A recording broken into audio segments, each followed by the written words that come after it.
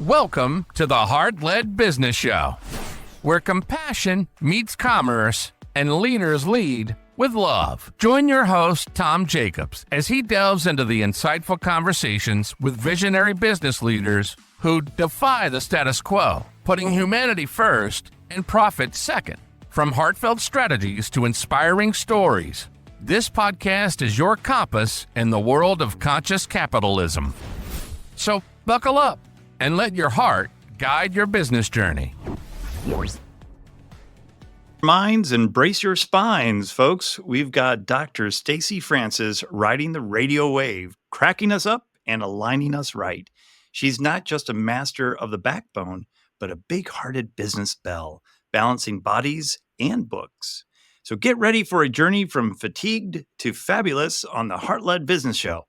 So keep those ears keen and let's delve deep into the backstory of her business journey. Dr. Stacey, thank you for coming here. How are you? Thank you for having me. And I think that was the best introduction I've ever gotten.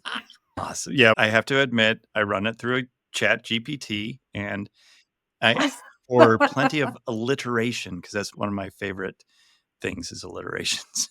Go figure. Oh, it's bad. It's kind of fun.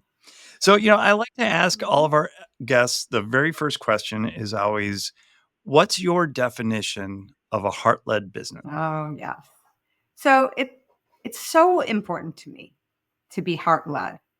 And you've got to understand that as a chiropractor and a functional medicine doctor, I'm seeing many patients who have come from allopathic medicine, have come from MDs and DOs and the traditional way of doing things, and they've struggled with that system. They've fallen through the cracks. They've been mistreated. They've been misdiagnosed. They've not been heard. And so I'm here to change all that and to not only allow them to be heard and give them the time for that and the space for that, but I am a bloodhound when it comes to finding out the root cause. And so I will work diligently myself. I will gather other colleagues and I will work towards finding out what's going on and how we can resolve it in a natural way, if that is possible. So that's my heart-led business. So really putting the patient first is what I heard from that. Oh, is that correct? Yeah, it really is. And it's not that MDs and DOs and that traditionals don't do that, but their time is limited and they are only guided by their education. And once they're out of school, it takes a really concentrated effort for them to have time to do anything but review and know about the next drug that's coming their way. So all these drugs are produced so rapidly. They have to know what they are, what they're for, what contraindications are, what patients to use it on, what to not, how to use it off label. They have a big job to do. So it's not their fault that this is happening. It's the system's fault that this is happening. When they're only educated by pharmaceutical companies, it takes a lot of time and effort for them to step outside of that system and look further. And the benefit of me coming as a chiropractor and having a very strong nutritional education, it allowed me to use my biochemistry and help patients without the burden of having to know all about the medications. Although I learn about the medications as my patients are taking them, because if the patient's coming in and it's a medication I'm not familiar with, guess what my next book of study is going to be? It's going to be that and how that's implicating them. In fact, how it's depleting them of nutrients so that we can support them to keep them strong and not need the next drug because of the depletion that drug's causing. Does that make sense? Oh, yeah, absolutely. I remember once I was at my doctor's office in Houston, and I could hear through the door the drug rep prepping the doctor on some kind of cream, and it was literally 20 seconds. Like, that's as much time that he gave to the drug rep to give him the lowdown on this new drug. And then it ended up just, put it in the sample cabinet. We'll get to it. And then on to the next patient, which is just crazy. Right. It is crazy. Now, I worked at doctor's offices where the office manager would knock on the door after 3 minutes and tell the doctor, you're taking too long. Oh, wow. Well, and that's not just, the doctor's fault, but in the pharmaceuticals fault, but also the insurance that, It's 100% that for yeah, I sure. remember the old meme or some meme that, that was like, there's three people in the exam room with you, the doctor, and the insurance company.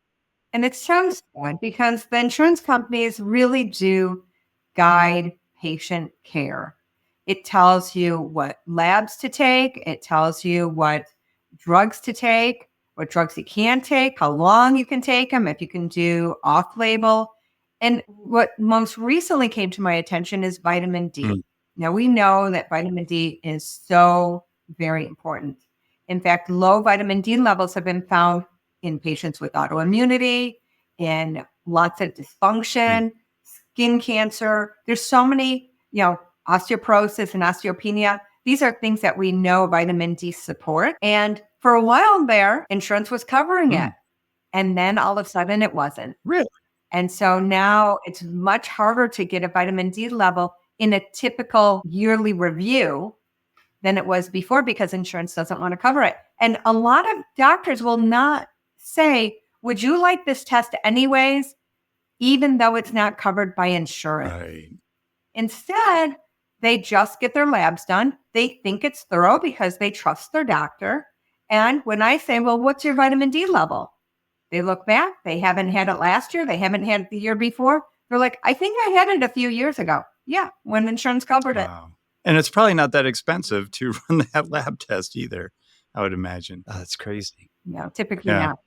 So going back to your business, what inspired you to have a heart-led business and put those patients first? And maybe describe a little bit about your practice and how you operate. Yeah, well, it started a long time ago when I was, growing up, and I had a lot of good nutritional influences in my family, chiropractic influences, nutrition influences, and that really left a mark. And then as I was going through chiropractic school, I got very sick and I needed help to get through that. And I had horrible stomach issues, I had horrible fatigue, and it was through functional medicine that I was brought through that and out of that. But it took something to shake me up to really get to that point. But then I knew, one, how I wanted to be treated, two, what I needed to do to get there, which was lead a very clean life and be very cognizant about what influences have on our emotional state, our mental state, and our physical state. So my practice is very much so when patients come in, not only do we do a structural exam, I'm a kinesiologist, so I do muscle testing to determine imbalances, which is really great to see because when I do muscle tests, not only do I get to see the results, but the patient gets to see the results. It goes from strong to weak and strong again. Once they're strong, we know everything's where it needs to be. And then with nutrition, I always ask, what are you eating? What time do you wake up? How much sleep do you get? What's the first thing you eat or drink? How much coffee do you have throughout the day? How much alcohol? We go through the nitty gritty and then we say, okay, what is the bare minimum you can do? So a lot of people want to get healthy, but I always ask, what are you willing to do? Yep. It takes something from people to change their ways because we have this neurological programming that our habits, we think of a habit as something we do good and it's a good habit or a bad habit, but we don't realize that just our day-to-day lives are habits. And to change that neural programming it takes something.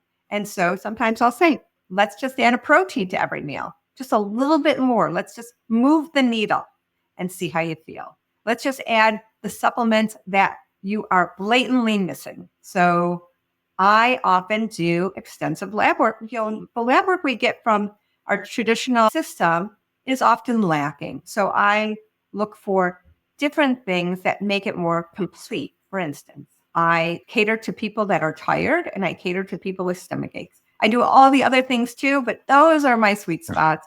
Those are the ones that come to me most and that we can really make a difference pretty quickly. So when someone's coming that they're exhausted, utterly exhausted, I have a quiz for that. If you're interested to take that, that will be in the links, but it will go through questions of thyroid.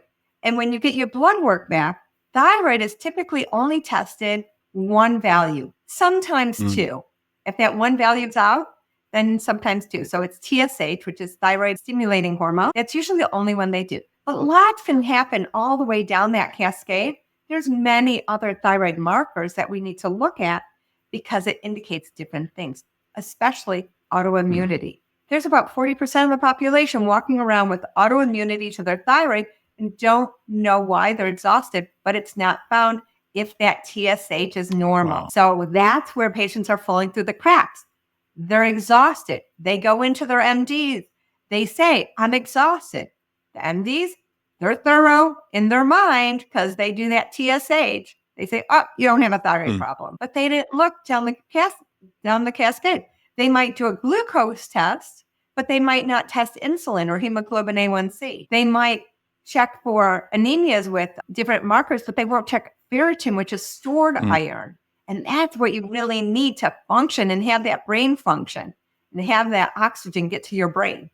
So not only do I ask so many questions, in fact, I have a intake form that people are like, that took some work, but it's thorough and we go through it.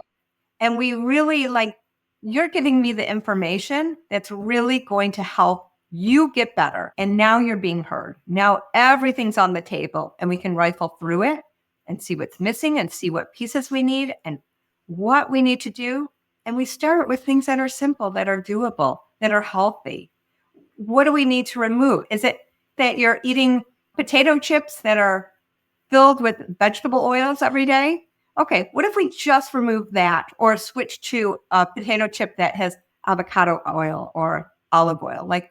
Just move the needle enough to decrease inflammation and see if that makes a difference. Yeah, right? I love that approach in terms of just doing the small things that will make the bigger impact. And then as people get successful, I'm sure that they get more compliant or they go down the rabbit hole of just, okay, yeah, I want to do more. I want to do more. I want to do more.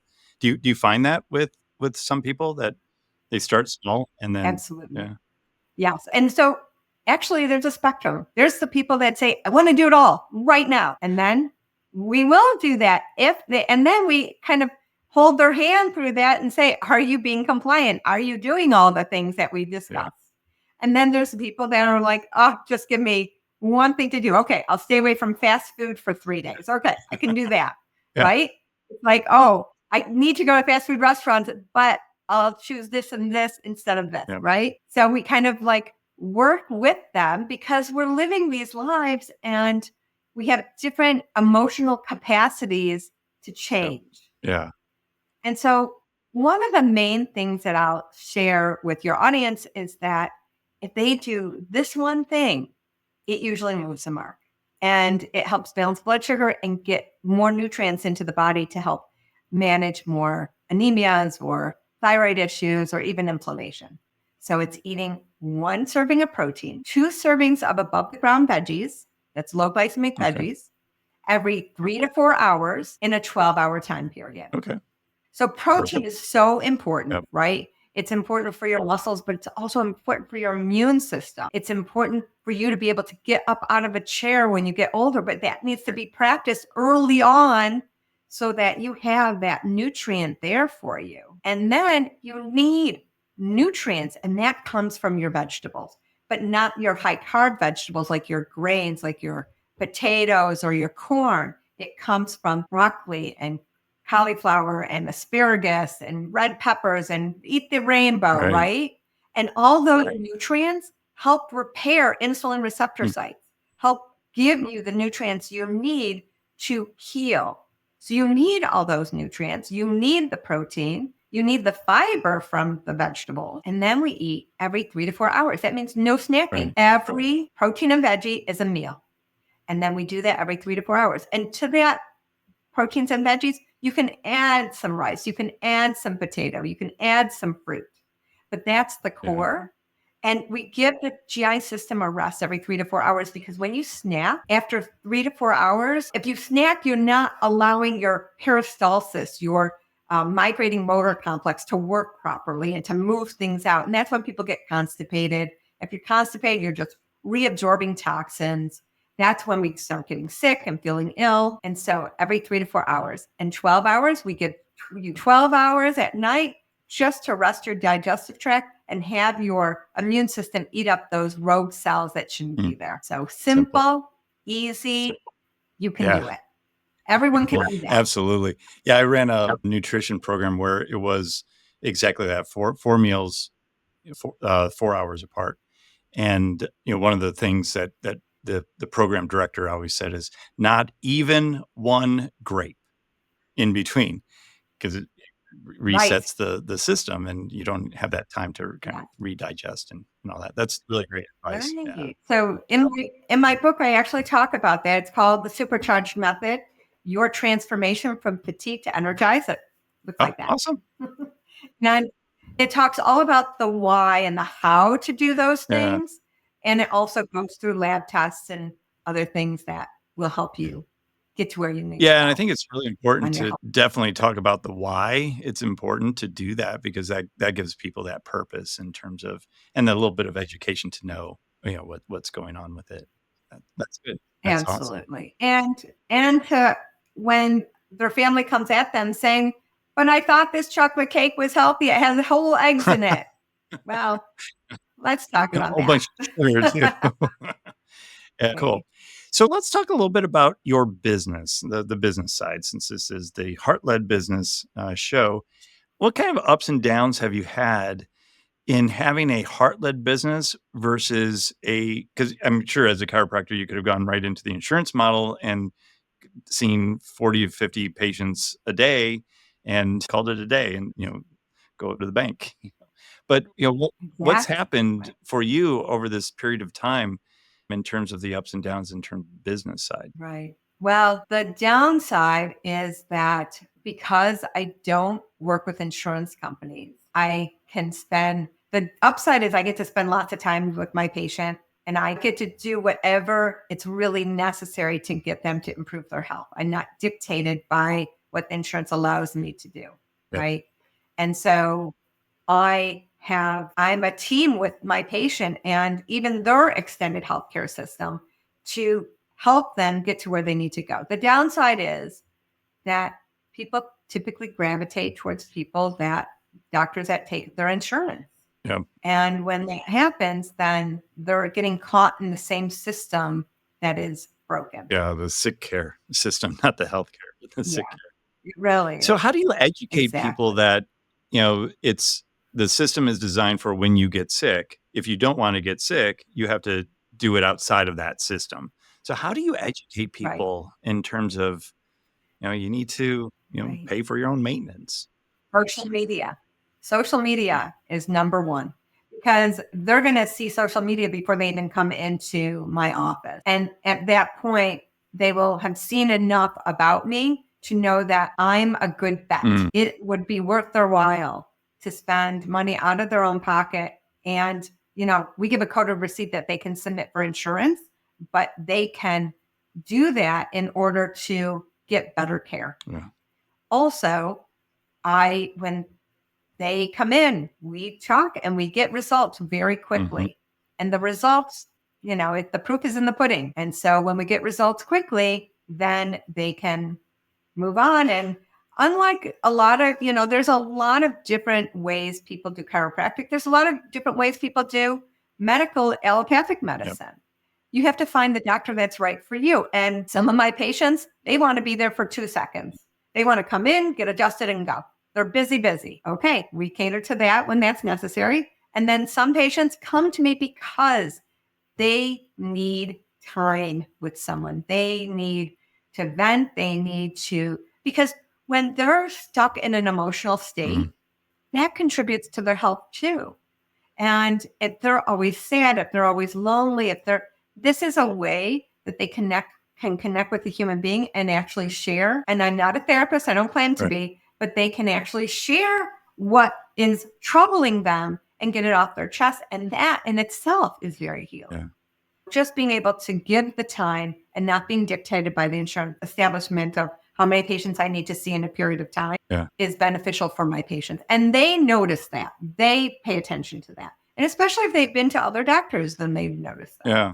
So then how do you balance that with, because I'm sure early on in your career, it was really kind of a struggle to kind of break outside of that mold and educate people that, you need to pay for maintenance. Well, so typically I don't put people on a plan. I don't put them, like a lot of doctors may do a whole pay up front and then you'll have this whole wellness care in front of you. I don't do that, but I do have a policy. If you're in pain, come in every 3 days. And then I ask, give me a percentage of improvement. And as they're improving, we lengthen the visits in between. Like we put time in between visits. Okay.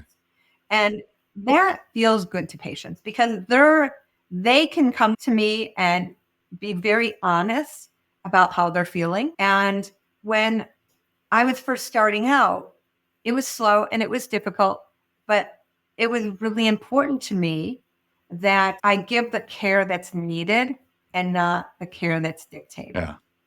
It was just more important to me. So we struggled until we didn't struggle. And now I have enough following and enough of a, credibility to give people confidence. So if you look at some of your colleagues that may have graduated alongside you, that maybe one went the traditional insurance route and you went this route, is there a point where they start off really strong and then just kind of stay in that line and maybe you were a little bit slower, but then there's a hockey stick that, did you witness that?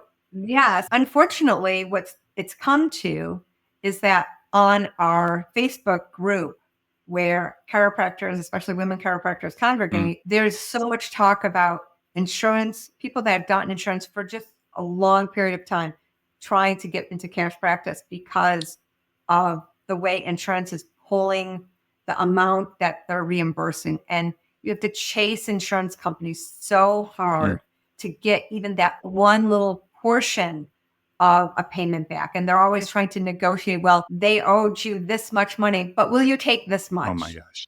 Zero or this much. And how can anyone function like that? And what kind of mental load is that on the doctor to work under those circumstances? Yeah. Well, plus you need another full-time equivalent to just deal with insurance, or 2 full-time equivalent, depending on how busy your practice is. Well, you're right. So you're paying for extra staff to submit for insurance and to chase the insurance reimbursement. Yeah. And then when insurance, especially Medicare, is giving less and less, then what is keeping the practice afloat? It's very difficult. And I've seen many practitioners lose their practices because in that insurance model, when that breaks down, they don't have the structure beneath them. And the patients are so dependent on insurance that they can't float. Yeah. I wonder if anybody's done a study to look at a true cash pay practice versus true insurance practice and see what the net income is with all the other stuff that the doctor and the practice has to pay for to take insurance. That'd be kind of interesting to look at, I think. I don't know. I'm just kind of, that'd be interesting. So this has been just a fabulous conversation, just understanding, what you do in your practice, but also just kind of how you run the business as well to make sure that you're giving the care necessary that feels good to you and to your heart as well.